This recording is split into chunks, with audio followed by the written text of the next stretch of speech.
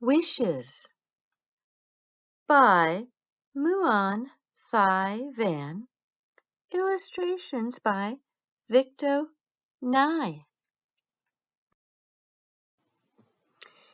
If you had to leave everything behind and travel by boat across rocky waters to find safe harbor, what would you wish for? In the middle of the night, a family quickly packs up what they can carry and leaves their entire world, traveling to a new and unknown place. The voyage is perilous, but the heart's wishes prevail in this emotional journey of resilience, belonging, and hope. For my mother and her father, MTV. To my firstborn, we haven't met yet, but I love you already. Thanks for giving me a taste of parenthood so I can better understand the grandfather and mother in this story. Thank you also for not doing too many somersaults in my belly so I managed to finish this book. The end. Wishes by Muon Thai Van. Illustrations by Victo Nye. The night wished it was quieter. The bag wished it was deeper. The light wished it was brighter.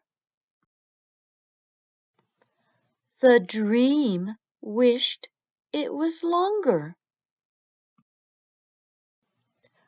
The clock wished it was slower.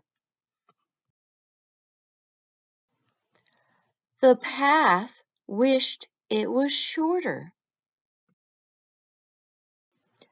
The boat wished it was bigger. The sea wished it was calmer. The sun wished it was cooler. The heart wished it was stronger.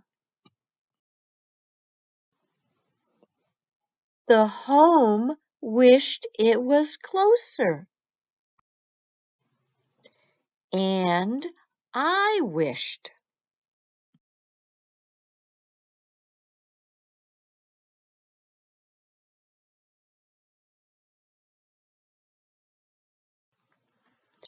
I didn't have to wish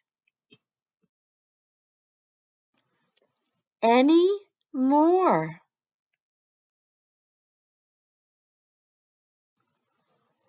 A note from the author.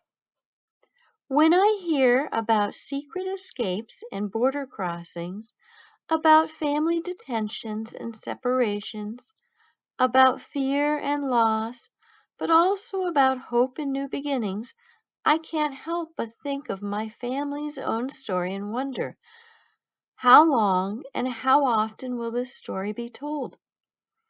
When I was born in 1980 in southern Vietnam, my family had already been in hiding for several years. My father had served in the Navy on the losing side of a long civil war that had ended a few years earlier. The new Vietnamese government was not kind to those who had previously opposed them. We were hiding so that my father would not be captured and imprisoned where he might then die.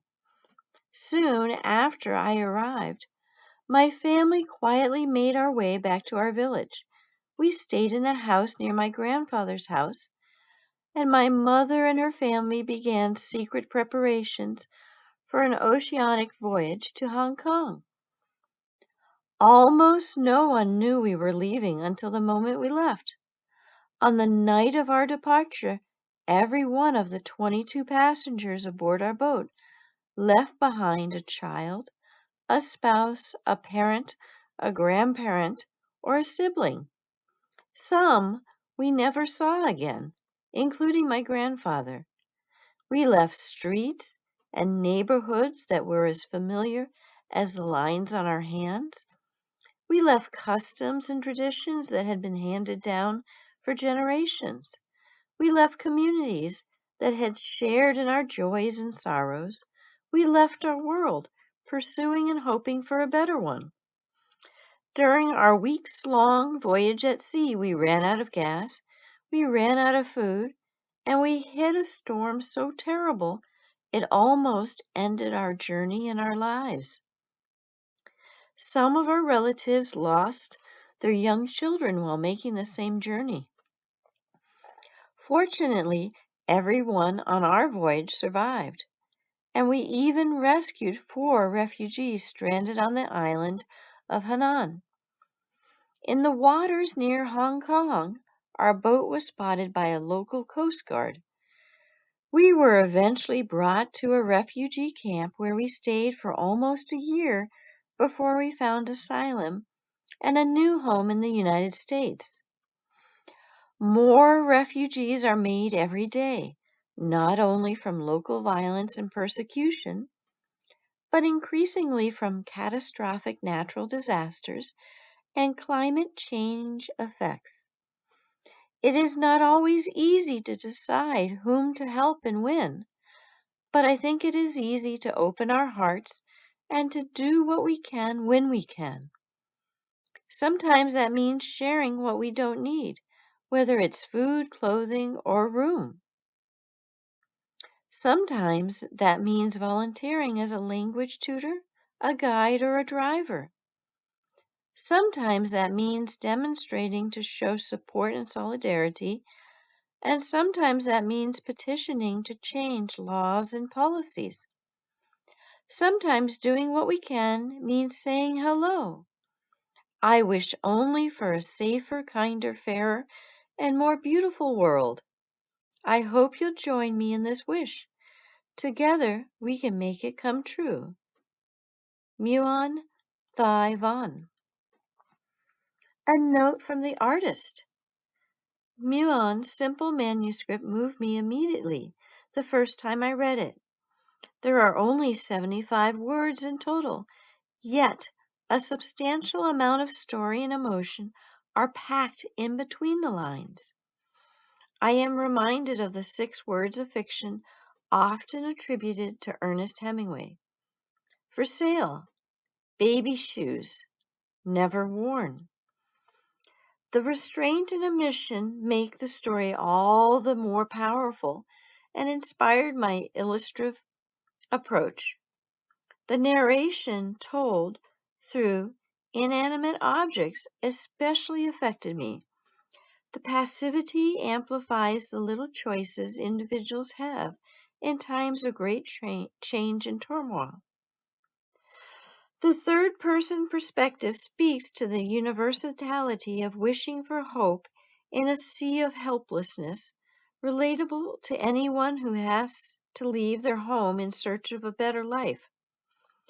This is why we decided to include an image on the outer case featuring not only our protagonist, but also refugees from other spaces and time.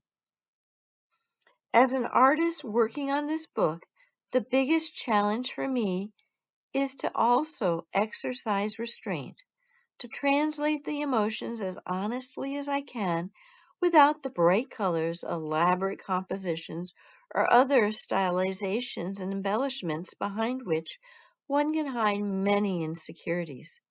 Instead, I have observed the way afternoon sunlight dances across my apartment walls, softening the edges of objects, not unlike the hazy and fleeting feeling of a memory itself.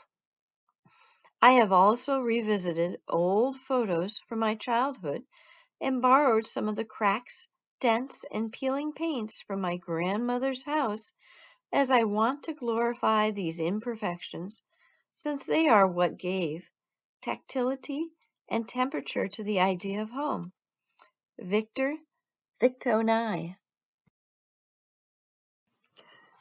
Muon Thai Van stitches stories by starlight and by daylight. Some of these stories become books, and some of these books are read around the world. From her New York Times acclaimed debut, In a Village by the Sea, illustrated by April Chu, Muon's books have received many distinctions, including a New York Public Library Best Book, a Kirkus Reviews Best Book, and an Irma Black Honor Award. Muon lives in Northern California with her family. Victo Nai is a Forbes 30 Under 30 Art and Style honoree and Society of Illustrators New York Gold Medalist. A Los Angeles-based illustrator from Hong Kong, Victo graduated from Rhode Island School of Design and provides illustrations for newspapers and magazines such as the New York Times and the New Yorker, creates storyboards and art animations with studios like NBC and DreamWorks, and illustrates picture books such as the critically acclaimed Dazzle Ships, World War I and the Art of Confusion, written by Chris Barton.